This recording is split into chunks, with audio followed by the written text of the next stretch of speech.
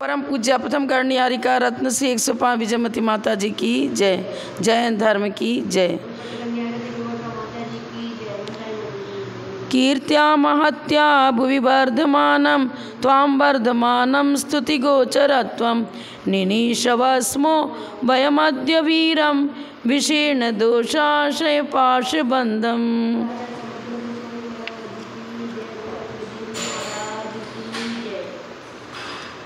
Page number 79, श्लोक number 58। अरे वाह। निशायितस्तै परशु प्रपरग्ना समूर्ध्नि निर्भेद भयानभिज्ञै वैतण्डिकैर्यै कुसृति प्रणीता मुने भवच्छासन दृक्प्रमुख्यै प्रमूढै।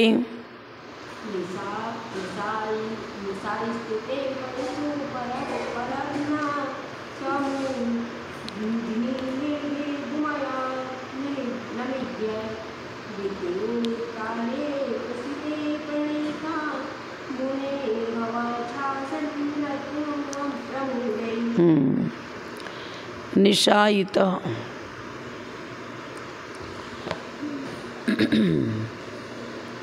श्लोक नंबर 58। यहाँ पर अन्वय पूर्वक अर्थ लगाएंगे। सबसे पहले मुने, दूसरे लाइन में है ना, बीच में हे संबोधन में है हे मुने। फिर वैतंडिकई नीचे के लाइन में ही। यहाँ वैतंडिक किसको कहा गया है?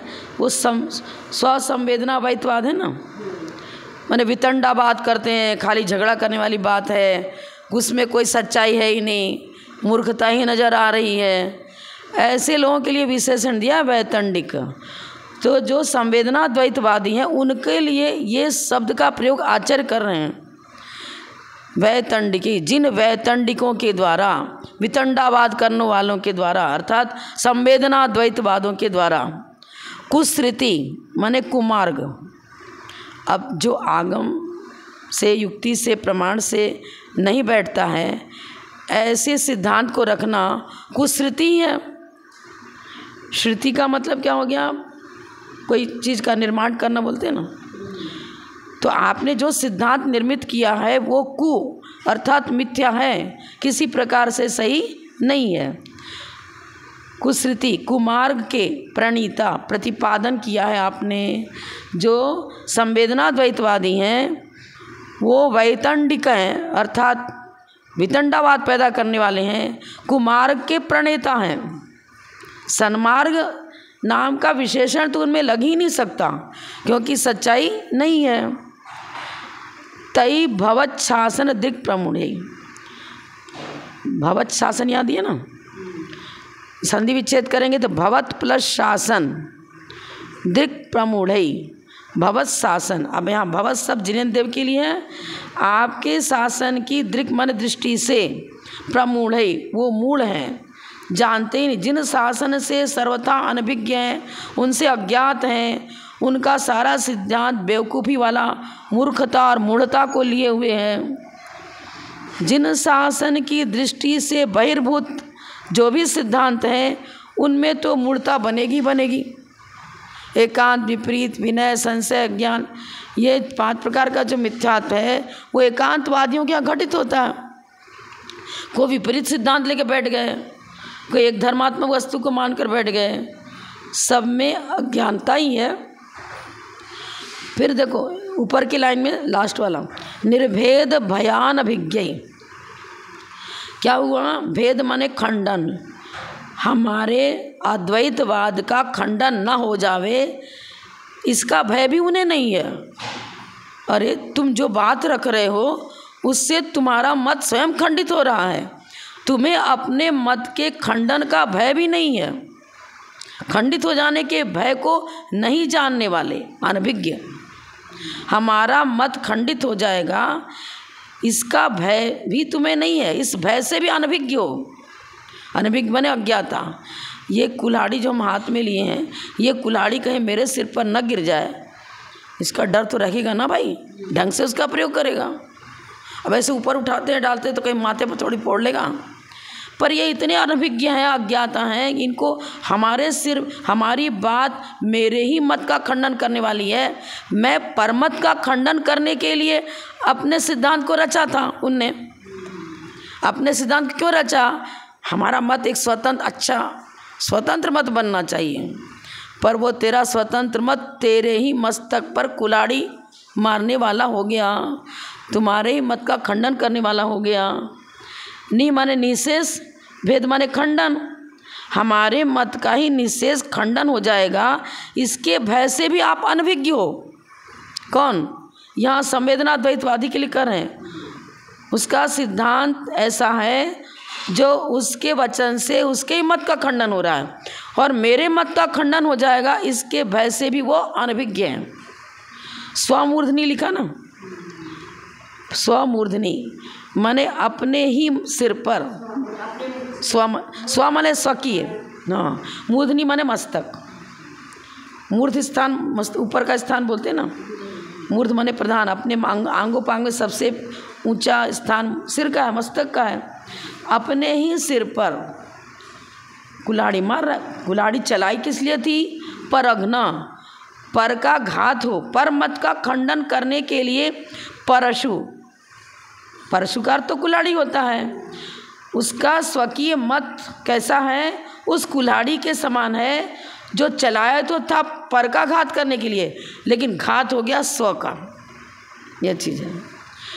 देखो पूरे निशायित माने मारा गया, नि माने निशेष, अब हमेशा के लिए सो गया, मतलब जागृत है ही नहीं, मिट गया। अब कोई डेड बॉडी हो गया, उसको हिला रहे हो, प्राण है ही नहीं उसके अंदर, हलन चलन होगा क्या? नहीं होगा ना। तो उसने स्वयं अपनी मृत्यु करी, निशेष, अपने को सुला दिया, अपने को ही मार दिया। निशायित जैसे बोलते हैं ना, पैनी कुल्हाड़ी, पैनी छैनी, उस पैनी छैनी के प्रयोग से वो प्रयोग करता तो था पर के लिए, लेकिन हो गया स्व के लिए।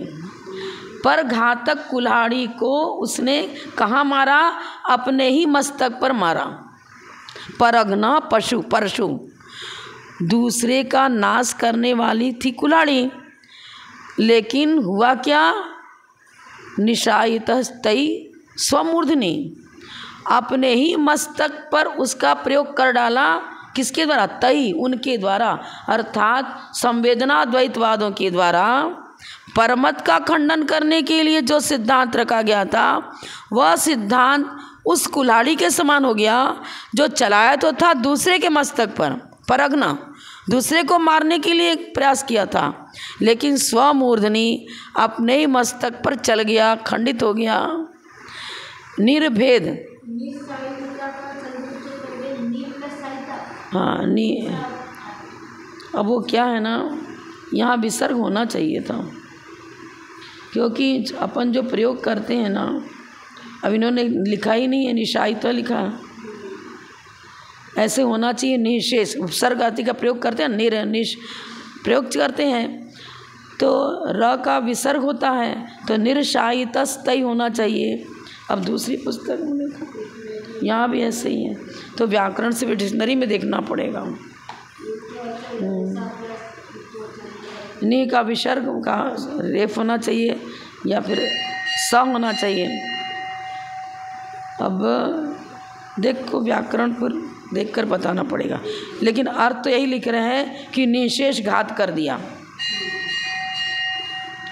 अब लोप भी होता है ना, लोप वाला प्रकरण देखना पड़ेगा, कहाँ पर किस चीज़ का कारण होने से, कौन सा आगे वर्ण होने से उसका विसर्ग का लोप हो जाता है। विसर्ग संधि आपको देखनी पड़ेगी एक बार।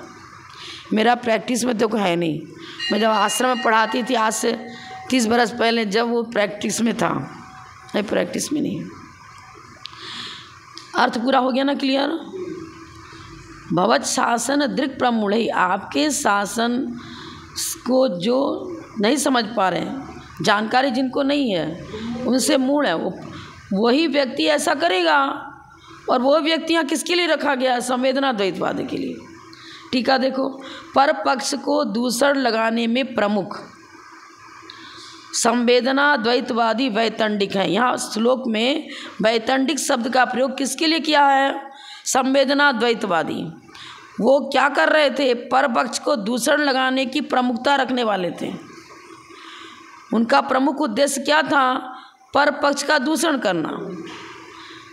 ऐसे संवेदना द्वैतवादी वैतंडिक हैं।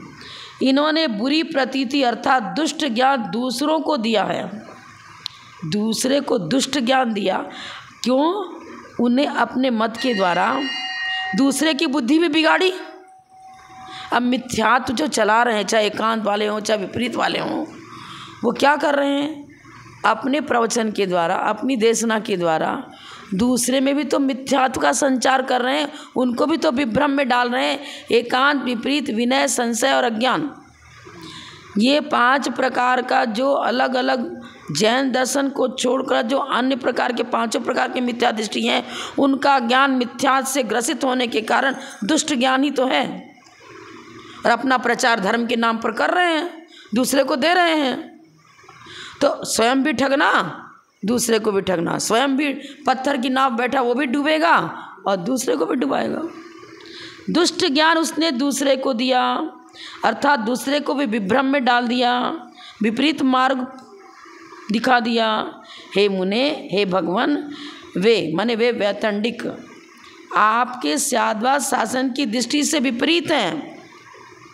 विपरीत क्यों बता रहे हैं? उल्टा ही सिद्धांत चला दिया ना। वस्तु है सामान्य विशेषात्मक, और तुम सामान्य विशेषात्मक में से ज्ञेय पदार्थ किसी को मान ही नहीं रहे हो। वो तो कर ज्ञान मात्र, विज्ञानाद्वैतवादी, संवेदना द्वैतवादी। संवेदन अनुभव में होता है, ज्ञान में जो अनुभव में आ रहा है उस अनुभव से ही तो हम वस्तु की व्याख्या करते हैं। तो अनुभव ही तो सब कुछ है बता रहा। अरे अनुभव किसका करेंगे? कोई पदार्थ है तब तो उसको अनुभव करेंगे। हमने जीभ पर शक्कर रखा तब तो हमें अनुभव में आया कि मीठी है। अगर अनुभव ही सब कुछ है तो शक्कर रखे बिना भी मिठास का अनुभव आना चाहिए। नीम को मुख में रखा नहीं तो कड़वाहट कहाँ से आएगी? नीम नाम का कोई पदार्थ है और उसका स्वभाव कड़वा है, तब उसको हमने जीभ पर रखा तो हमें कड़वाहट का अनुभव होगा। अनुभव बिना कारण थोड़ी होगा। ज्ञान का स्वभाव है अनुभव करना, लेकिन वो अनुभव सामान्य नहीं रहेगा, कुछ विशेष पक्ष को लिए होगा। जब नीम की डली मुख में रखते हैं तो कड़वाहट अनुभव में आता है, जब शक्कर रखते हैं तो मिठास अनुभव में आता है, नमक की डली रख दी तो नमक अनुभव में आता है।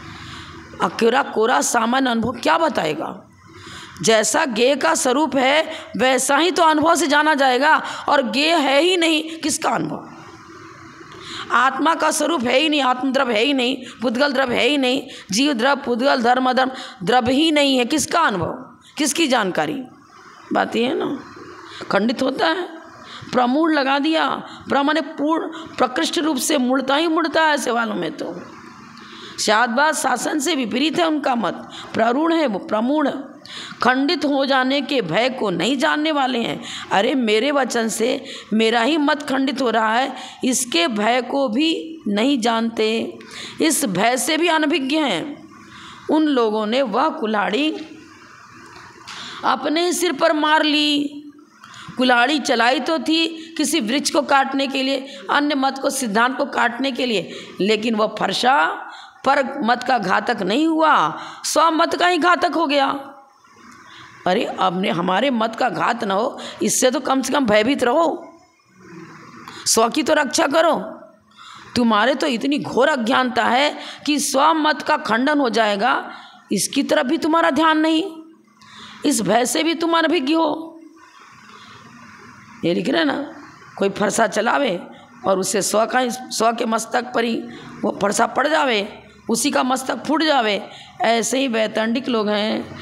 परमच का खंडन करने के लिए जो न्याय, उनका स्व संवेदनावाद, उसके लिए न्याय लिख रहे हैं। दिखा तो रहते युक्ति, पर उनकी युक्ति तो सही युक्ति रही नहीं, परमत का तो खंडन हुआ नहीं, स्वमत का ही खंडन हो गया। अपने पक्ष का घात होने के भय से भी अनभिज्ञ रहे।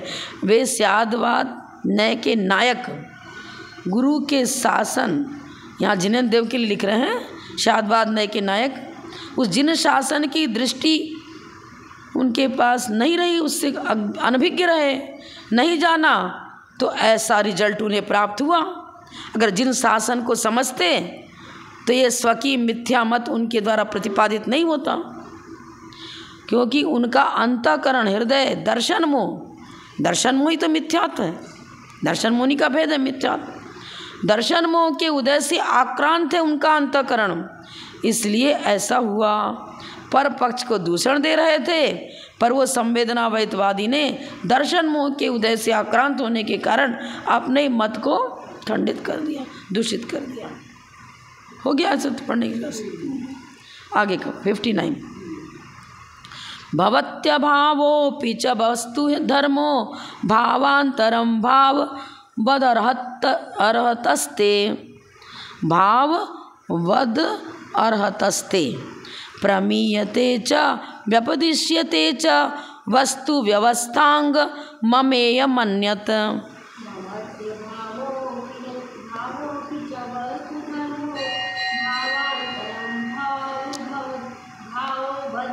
अर्हतस्ते संधि विच्छेद कर दो, पढ़ने में तकलीफ आ रही है।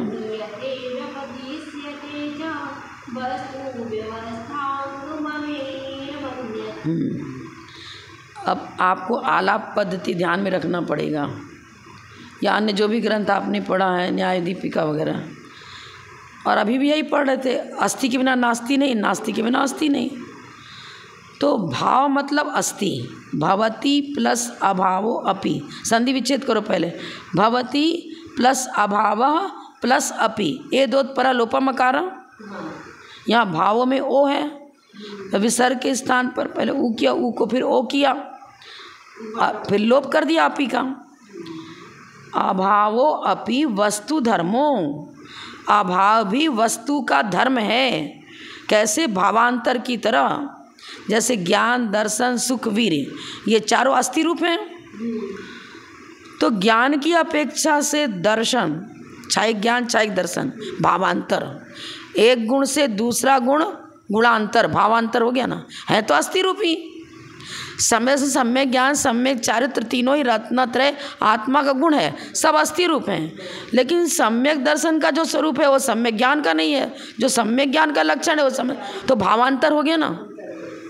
एक गुण दूसरे गुण से जैसे भावांतर कहलाता है, पर वो भावांतर होते ही वस्तु का धर्म है, इसी प्रकार से अभाव भी वस्तु का धर्म है। अगर विपक्षात व्यावृत्ति न हो तो उसकी पहचान कैसे होगी? हम शक्कर को नमक भी कह देंगे, नमक को शक्कर भी कह देंगे। स्वाद भिन्न है तब तो उसको अलग डाल रहे हैं, विपक्षी हो गया। नमक तो बिल्कुल अलग प्रकार का स्वाद देने वाला है, लेकिन शक्कर, अब देखो शक्कर में भी अंतर कैसे आ जाएगा? आता है, कोई शक्कर ज़्यादा मीठा, कोई गुड़ ज़्यादा मीठा होता है, कोई कम मीठा होता है। गन्ना जैसा रहा, कोई गन्ना फीका रहता है तो उसकी जो शक्कर तैयार करी वो फीकी रहती है। हाँ, पर्यायों की अपेक्षा तो शक्कर में भी भेद पड़ जाएगा। एक गुड़ खा रहे हो वो मिठास दे रहा है, एक मिश्री खा रहे हो और एक आप शक्कर ऐसे खा रहे हो, खांड शक्कर, आता है ना। तो ये बता रहे हैं अभाव भी, अभावो अपि वस्तु धर्मो भवति, अभाव भी वस्तु का एक धर्म है। कैसे? भावांतर की तरह, एक भाव एक गुण दूसरे गुण से भिन्न होते हुए वस्तु का धर्म है। वस्तु अनेक धर्मात्मक है, पर प्रत्येक धर्म को वस्तु का धर्म ही तो कहेंगे, चाहे वो सामान्य धर्म हो चाहे विशेष धर्म हो। सामान्य धर्म में अस्तित्व वस्तुत्व प्रमेयत्व आदि लिया, विशेष धर्म में जीव की अपेक्षा लो तो क्या चेतना है, ज्ञान दर्शन सुख वीर ले लो, तो सबके सब जीव के गुण ही तो हैं। इसी प्रकार जैसे ये सब गुण है, उसी प्रकार अभाव भी गुण है। अगर अभाव को गुण नहीं स्वीकार करोगे तो सर्व संकर दोष हो जाएगा। जीव पुद्गल धर्म अधर्म आदि के लक्षण यदि अलग नहीं मानोगे, एक से दूसरे की भिन्नता न दिखाओगे, जीव द्रव्य कर रहे हैं तो अन्य द्रव्य उसके विपक्षी हो गए, विपक्षात व्यावृत्ति आ जाएंगे। जो जीव है वो पुद्गल धर्म अधर्म आकाश काल वो नहीं है, ये बिल्कुल उससे भिन्न है। हो गया ना विपक्षात व्यावृत्ति, क्योंकि उनमें चेतना है नहीं, मात्र जीव में चेतना लक्षण पाया जाता है, अन्य में नहीं पाए जाते। तो जिसमें वो धर्म नहीं पाया जाता है, जिसमें वो हेतु ना पाया जाए, उसमें किसमें डालेंगे? विपक्ष में डालेंगे। पक्ष सपक्ष में होना और विपक्ष में नहीं होना। तो बहुत सारे जीव बैठे हैं, सब में चेतना पाई जाती है। हम किसी एक जीव द्रव्य की चर्चा कर रहे हैं, कोई पंचेंद्रिय जीव है उसकी चर्चा कर, उसमें भी चेतना है, पर 2 इंद्रिय 3 चतुरिंद्रिय आदि भी सपक्ष में आ जाएंगे। सामान्य जीवत्व की अपेक्षा से, सामान्य जीवत्व की अपेक्षा जीव तो वो भी हैं। और मान लो हमने पंचेंद्रिय को ही बनाया, तो पंचेंद्रिय में भी तो अनेक आ गए, हाथी, घोड़ा, बैल, मनुष्य, देव, सब तो पंचेंद्रिय हैं। पंचेंद्रिय को यदि हम साध्य बनाया तो भी अनेकता आ रही है।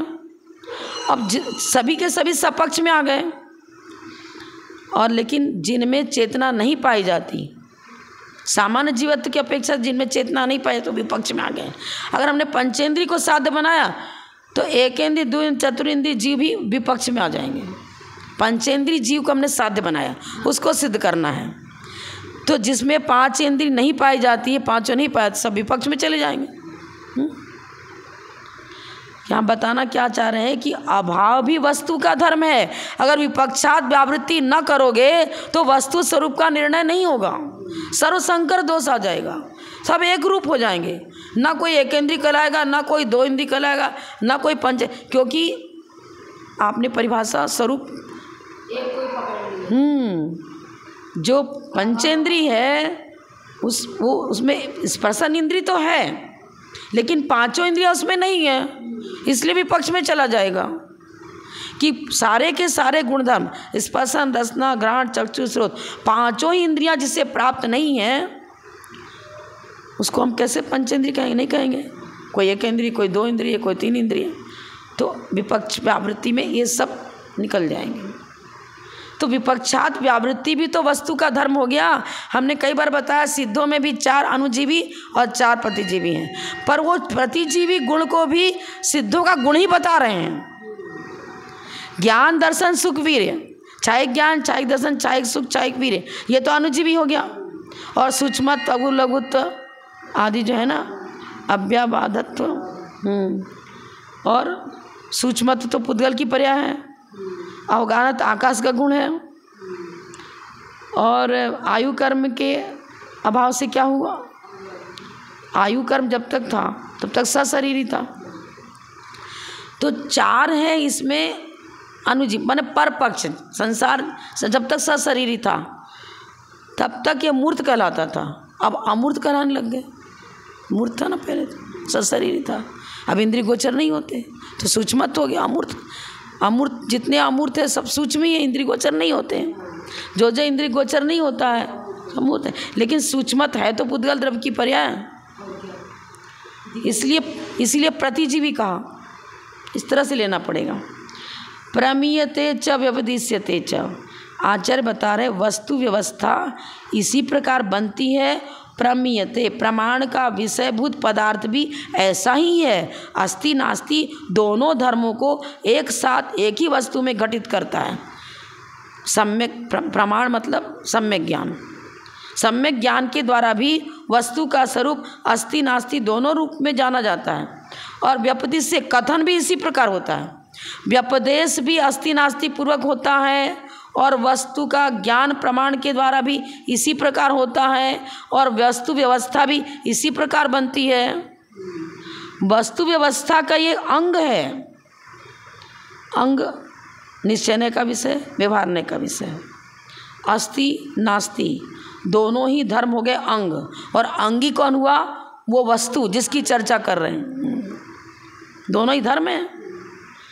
ममेय मन्यत, अब अन्य जो लोग हैं एक एक को मान के बैठते हैं। जैन मत से भिन्न, इसके लिए अन्यत शब्द का प्रयोग किया। उनको तो अमेय, प्रमाण का विषय बन ही नहीं सकते। वस्तु एक धर्मात्मक है ही नहीं। जब वस्तु वैसा है ही नहीं तो ज्ञान का विषय, सम्यक ज्ञान का विषय नहीं बन पाएगा। वो सम्यक ज्ञान का विषय तो वही पदार्थ बनेगा जिसमें जो स्याद्वाद अनेकांत को लिए हुए है, और स्याद्वाद अनेकांत क्या बताता है? प्रत्येक वस्तु में अस्ति नास्ति दोनों धर्म एक साथ मौजूद हैं। ये चीज़ है। गोत्र कर्म के अभाव से अगुरु लघु गुण प्रकट हुआ ना, वो भी प्रतिजीवी हो गया। अगुरु लघु नाम कर्म अलग है और अगुरु लघु गुण अलग है। अगुरु लघु गुण किसे कहते हैं? जिसके निमित्त से एक द्रव दूसरे द्रव रूप प्रमाण नहीं करता और एक गुण के अंदर जो गुण धर्म है वो अपनी इयत्ता का उल्लंघन नहीं करते।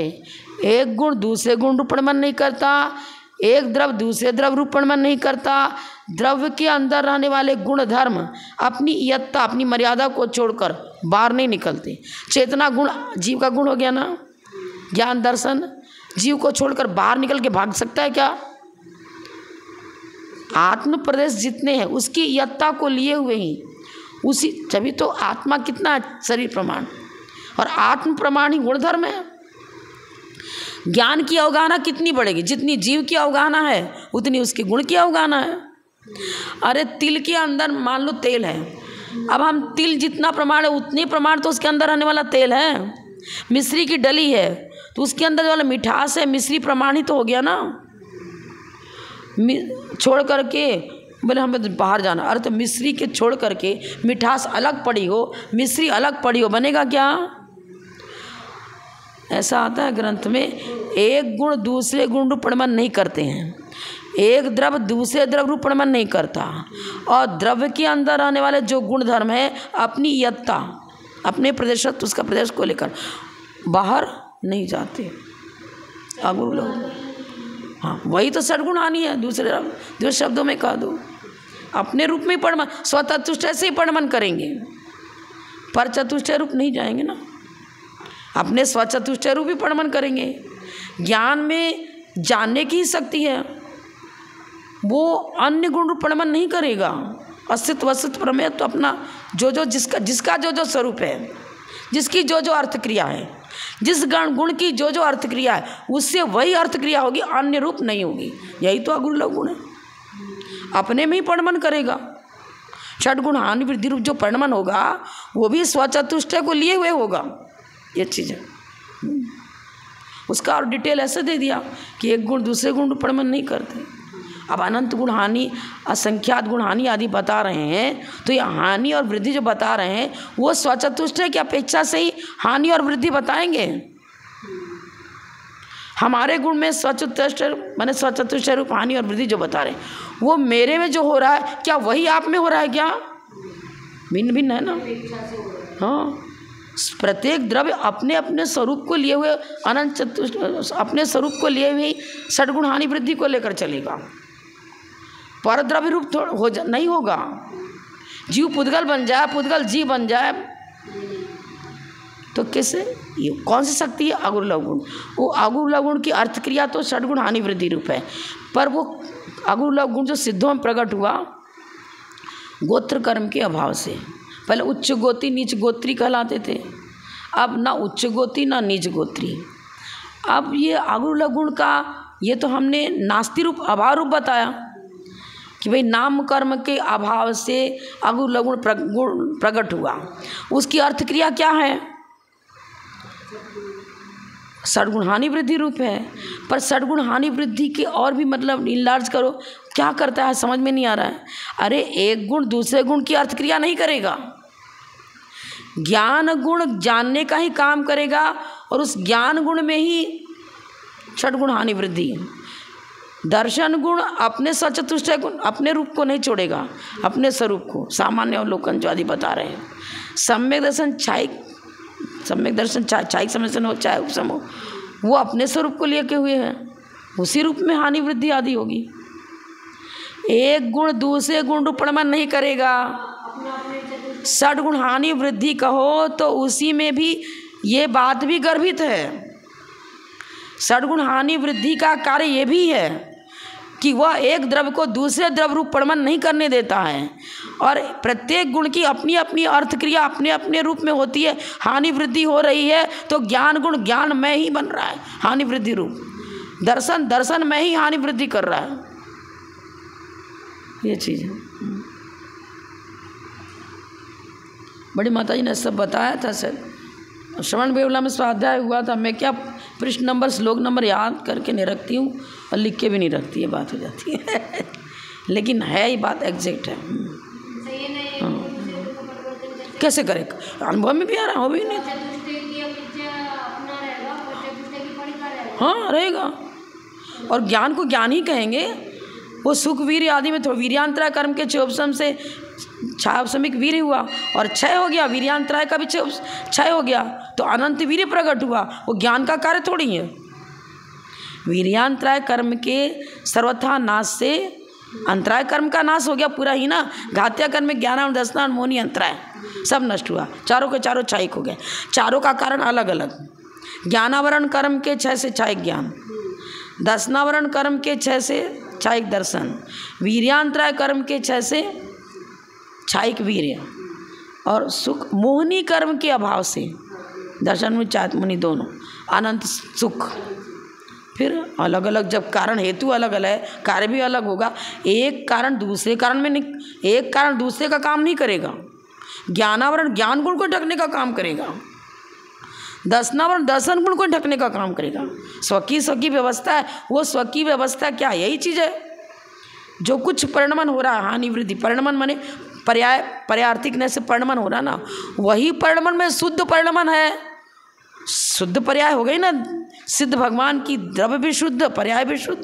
अब उसको अगुण लवगुण के निमित्त से होने वाला परिणमन दिखा रहे हैं। हमारा चूंकि वैभाविक परिणमन होता है तो हमारे वैभाविक परिणमन में कर्मजन्य पर्यायों को लेते हैं, इसलिए अभी हमारे अगुण लवगुण का जो प्योर उसकी जो शुद्ध अर्थ क्रिया होनी चाहिए वो हमारे में अभी नहीं हो रही है। चारित्र गुण का शुद्ध परिणमन क्या है, यथाख्यात चारित्र ज्ञाता दृष्टम, पर हम कर रहे क्या वैसा। हमारा ज्ञान तो कुमति कुश्रुत, किसी का मिथ्यात्व गुण स्थान है तो कुमति कुश्रुत रूप जा रहा है। हमारा मति ज्ञान श्रुत ज्ञान उपचायसमिक ज्ञान वो भी तो वैभाविक है। शुद्ध पर्याय हमारी कहाँ बन रही है। हाँ, विवक्षा तो तभी होगी, हमारे अंदर योग्यता है, लेकिन योग्यता मात्र से हम अरहंत थोड़ी कहलाने लगेंगे, सिद्ध थोड़ी कहलाने लगेंगे। जो जो भव्य जीव है उसमें अरहंत सिद्ध पर्याय को प्राप्त करने की योग्यता है, लेकिन हम तो अभी कोई 5वां गुण स्थान वर्ती, कोई 6वां गुण स्थान वर्ती, कोई अपने अपने पर्याय तो भिन्न है ना। ये चीज़ें क्या बता रहे हैं, देखो पहले लाइन का अर्थ पूरा हो गया, दूसरे का भी हो गया। क्या बता रहे हैं, वस्तु धर्मो अभावो अभावो अपि वस्तु धर्मो भवति। अभाव भी वस्तु का धर्म है। कैसे, भावांतर की तरह। एक गुण दूसरे गुण से भावांतर होते हुए भी उसका गुण कहलाता है। इसी तरह नास्ति भी वस्तु का धर्म है। भाववत भावांतर, भाव के समान भावांतर, भाववत माने भाव के समान भावांतर, मतलब एक गुण दूसरे गुण से भावांतर है, लेकिन वो भी गुण ही है। ऐसा है भगवान ते आपके अरहत मत में ऐसा बताया है, और उससे भी वस्तु व्यवस्था बनती है, और वही ज्ञान का विषय बनता है, और वही हमारे वचन के द्वारा वैसा कहा भी जाता है। अगर एक धर्मात्मक वस्तु को माने, संवेदनावैध को स्वीकार करें, तो वो ना तो प्रमाण का विषय बनेगा, ना हमारे वचन का विषय बनेगा। और क्यों नहीं बनेगा, वस्तु व्यवस्था बनती ही नहीं। वैसे वस्तु का स्वरूप जैसा है वैसा ही तो ज्ञान का विषय बनेगा, और वैसा ही वचनों के द्वारा जो सम्यक नय है, सम्यक प्रमाण है, वचनों के द्वारा माने सम्यक नय, नयों के द्वारा भी वैसा ही कहा जाएगा। लेकिन अन्य मत वाले हैं वो अमेय, वो तो ज्ञान के विषय बनते ही नहीं है। जब ज्ञान के विषय ही नहीं बने तो कथन भी कहाँ से होगा, और कथन भी नहीं होता क्योंकि वस्तु व्यवस्था वैसी है ही नहीं। जैसा है वैसा ही तो कथन में अनुभव में आएगा, और कह रहे हो तो उल्टा सीधा कर रहे हो, पर उसको मान्यता नहीं दी जाएगी। सीधा सीधी बात। आप अरहंत भगवान के मत में अभाव भी वस्तु का धर्म है, और वह भाव की तरह भावांतर होता है, वह प्रमाण से जाना जाता है। अभाव भी भावांतर में आ गया, अस्थि नास्ति दोनों धर्म है ना, और उसका व्यपदेश भी किया जाता है। व्यपदेश माने कथन, वह वस्तु व्यवस्था का अंग है। अस्थि नास्ति दोनों से वस्तु व्यवस्था बनती है। अस्थि अंग माने धर्म, अस्ति भी धर्म है, नास्ति भी धर्म है। और धर्मी कौन हुआ? वो वस्तु। प्रत्येक वस्तु अस्ति नास्ति दोनों अंग अर्थात दोनों धर्मों से सहित हैं, व्यापक भाव को लिए हुए। ये नहीं कि टेबल पर पुस्तक रख दी, सहयोगी संबंध की चर्चा नहीं है यहाँ।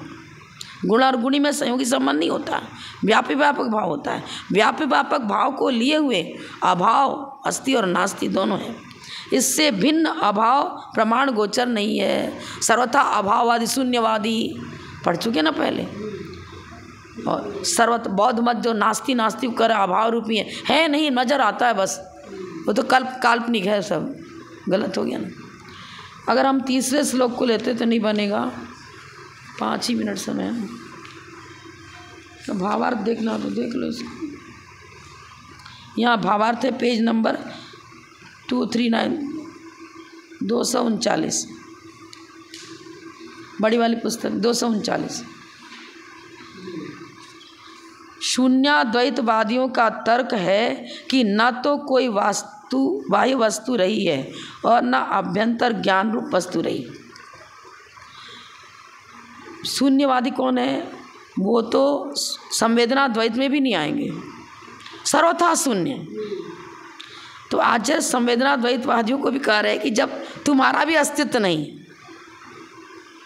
अद्वैत मान रहे हो, एक वक्ता, तुम सिद्धांत प्रतिपादन करने वाले और तुम्हारे द्वारा बोला गया सिद्धांत, वक्ता और वक्तव्य दो आएगा ना, कहाँ अद्वैत रहा? मानने वाले तुम खुद, और तुमने क्या माना वो विषय गलत हो जाएगा। और भी अन्य का भी खंडन कर, भावार्थ में सबको ले लिया इन्होंने, जो अब तक चल रहा था ना परमत यहाँ, क्योंकि बताया था ना अन्यत से सभी आ जाएंगे ना, जैन सिद्धांत के अतिरिक्त। शून्याद्वैतवादियों का तर्क है कि न तो कोई बाह्य वस्तु ही रही है और न अभ्यंतर ज्ञान में वस्तु रही। तो सभी, जब ज्ञान भी नहीं, कोई ज्ञेय भी नहीं और ज्ञायक भी नहीं, तो सर्व पदार्थ की वस्तुओं का अभाव होने से शून्यता ही तत्व आता है। संवेदना द्वैतवादी शून्यता सिद्धांत पर पहुंच गए, अस्तित्व नहीं रहा तुम्हारा। पर यह कैसे संभव है? क्योंकि स्वधर्म के असंभव होने पर किसी भी धर्म की प्रतीति नहीं बन सकती। स्वचतुष्टय में अस्ति नास्ति दोनों है। देखो, एक तो जीव द्रव्य और एक पुद्गल द्रव्य, एक तो बिल्कुल भिन्न हो गया, भिन्न द्रव्य को परचतुष्टय कहेंगे। उसका भी अस्तित्व मानना पड़ेगा, तब उसको आप परचतुष्टय कह रहे हो। परचतुष्टय को भी गौण रूप में स्वीकार करो और स्वचतुष्टय को मान लो मुख्य रूप में हमने स्वीकार किया। मैं कौन हूँ? मैं मनुष्य हूँ। मान लो पर्याय की दृष्टि से पर्यातिक को लेकर ही चल रहा है, अस्ति नास्ति, मैं मनुष्य हूँ। अब जिस समय मेरे अनुभव में आया कि मैं मनुष्य हूँ, उस समय अनुभव में ये भी आ रहा है कि हम त्रियंच नहीं है, नारकी नहीं है, देव नहीं है, आएगा ना। तो पर्यार्थिक नय से जिस द्रव्य का एक देव भी कोई गति है, देव गति का भी अस्तित्व है, नरक गति का भी अस्तित्व है, शून्य नहीं है। शून्य होगा तो पर पक्ष की व्यावृत्ति कहाँ से करेंगे? पर पक्ष की व्यावृत्ति कैसे होगी? जब कोई है तब तो उसको पर पक्ष करे और उसकी व्यावृत्ति कर रहे हैं।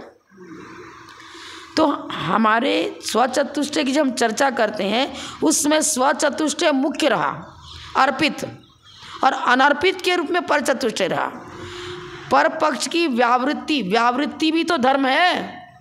अगर व्यावृत्ति को धर्म नहीं मानोगे तो उस समय तुम मनुष्य भी, उस समय तुम तिर्यंच भी, उस समय तुम देव भी, उस समय नारकी भी, सभी स्वचतुष्टय में आ गया।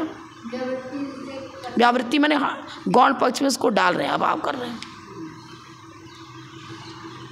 हम पर्याय की चर्चा कर रहे हैं, द्रव्य की चर्चा नहीं कर रहे हैं। जो जीव अभी मान लो मनुष्य पर्याय में है, अब वो अगर सर्वथा भिन्न मान लेंगे तो फिर उसकी देवायु का उसने बंद किया, मान लो, तो देव में पहुँच तो गया। उसमें भावी पर्याय का क्या है? प्रध्वंसा भाव, सर्वथा भाव नहीं है। अभी हम मनुष्य हैं और मान लो हमने आगे देवायु का बंद कर लिया है, बद्धायुष खो चुके, मान लो, तो बद्धायुष खो चुका, अब जाएगा कहाँ? वो देव पर्याय में जाएगा। तो भावी पर्याय उसका प्रध्वंसा भाव है, सर्वथा भाव नहीं है। पूर्व पर्याय का प्राग भाव है, आगे वाली पर्याय का प्रध्वंसा भाव है। सर्वथा भाव कहाँ बता रहे हैं हम? तो हमारे अंदर होने वाली ही सारी पर्याय, चाहे वो पूर्ववर्ती हो, चाहे वर्तमानवर्ती हो, चाहे भावी हो, स्वचतुष्ट है। एक ही द्रव्य में होने वाली पूर्वापर पर्याय स्वचतुष्ट में आएगी। एक ही द्रव्य है ना, भिन्न द्रव्य मानेंगे तो अलग हो जाएगा। द्रव्य एक ही है। देखो भगवान महावीर का ले लो, आदिनाथ भगवान का जीवन परिचय, अरे वही जीव है, वही जीव है जो पहले इस पर्याय में था, फिर उस पर्याय में गया, फिर देव पर्याय में गया, फिर मनुष्य में आया, तीर्थंकर प्रवृत्ति का बंद किया। सारी चर्चा आ रही है ना। जीव का अंत थोड़ी है, जीव तो शाश्वत। तो हम जो नाना पर्यायों की चर्चा कर रहे हैं वो भूत और भावी पर्यायों की जो तीनों कालवर्ती पर्याय है उसी जीव में घटित हो रही हैं, पर चतुष्ट नहीं। अलग द्रव्य ही रहे तो पर चतुष्ट में आएगा। रहने देते, 6:30 बज गए। हाँ